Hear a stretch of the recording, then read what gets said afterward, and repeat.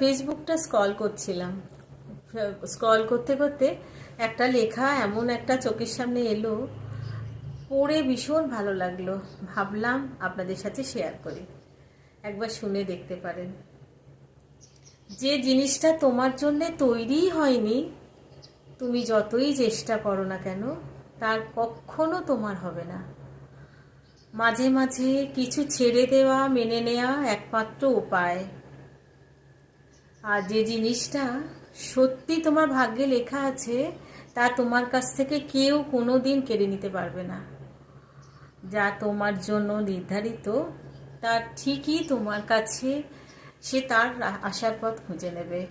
সঠিক সময়, সবচেয়ে অপ্রত্যাশিত বা অলৌকিক সেই উপায় তোমার জীবনে ধরা দেবে। কি দারুণ না লেখাটা? কেমন লাগলো আপনাদের? কেমন লাগলো জানাবেন কমেন্টস বক্সে।